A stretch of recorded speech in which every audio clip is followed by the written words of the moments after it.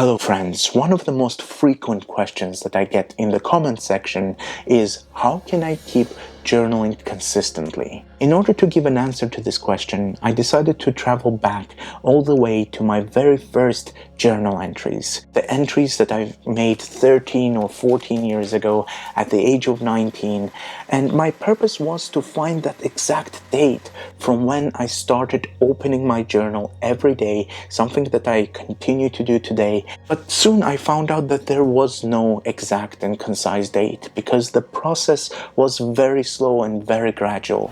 And it started from the moment when I began to habituate my mind to pay attention to life more deliberately, more intentionally. I would like to illustrate what exactly I mean by quoting a passage from one of my favorite poets and philosophers. His name was Giacomo Leopardi. He's often considered to be one of the greatest poets of the Italian language after Dante Alighieri. He was a polymath as well, and he kept a journal from the age of 8. The passage that I would like to read out to you, he wrote at the age of 23, I think. This was in November 1821. He wrote that memory is the habituation of the intellect, and the intellect does not become habituated without paying attention, for without attention, more or less, it doesn't operate.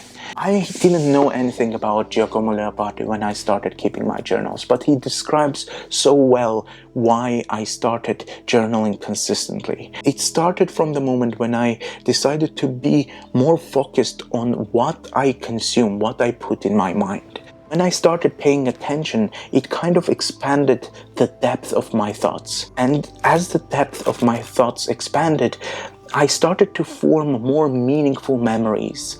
And in its turn, I didn't want to lose those memories because it is very difficult to keep all the ideas in your head. So I had this urge to write them down in my notebook. And this is when I started slowly and gradually to keep a journal consistently. But there is another thing that started with all this process that Giacomo Leopardi describes. And I would like to quote from one of my favorite poets. His name is Reiner Maria Rilke, and he has a brilliant quote that also will illustrate my point. Rilke says, "Be patient toward all that is unsolved in your heart, and try to love the questions themselves. Leave the questions now. Perhaps you will then gradually, without noticing it, live along some distant day into the answer." This is precisely what I mean. As I started to expand my thoughts and form meaningful memories, I also started to get questions, meaningful questions that required a lot of thought. All the meaningful questions in life never have the exact and final answers to. They can only be lived through and only be understood backwards. The last sentence that I've mentioned requires a little bit of a context because it comes from one of my favorite philosophers of all time. His name was Søren Kierkegaard. He was a Danish philosopher who lived in the 19th century, and he's often labeled as the father of existentialist philosophy. Søren Kierkegaard said that life must be lived forwards, but it can only be understood backwards. What he meant here is that we need to pay attention to life and witness how it unfolds in front of our eyes in all its splendor and uncertainty.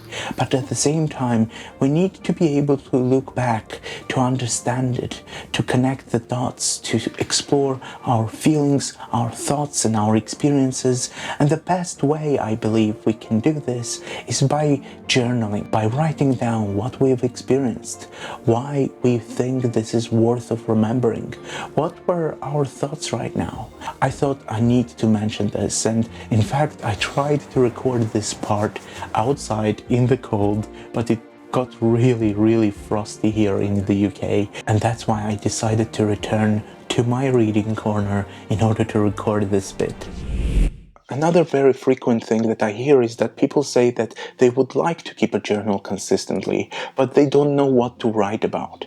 So my advice in this video would be, Pay attention to life. Pay more deliberate, more intentional attention to the things that you consume, that you put in your head. And as you will get and expand that attention and your thoughts will become deeper, you will get automatically this urge to write them down. As you might have noticed, this channel is dedicated to journaling and to books. And those two things are so interconnected between each other, because all the ideas that I have come from books. They travel all the way to my journals, and from my journals they travel to this channel. And I decided to create this channel the moment when I realized that I have 30 moleskin notebooks with thousands of pages of different ideas that I collected throughout the years, and I wanted to share with someone else other than me.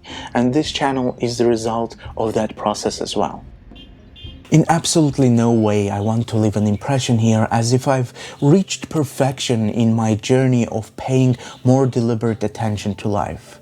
In fact, I do believe that I'm still in the very beginning of my journey. But at the same time, I do feel that I'm no longer this ship without sails that I've previously been. I do believe that ever since I started keeping a journal, I got more control of my life, that I know now which port I'm sailing towards to.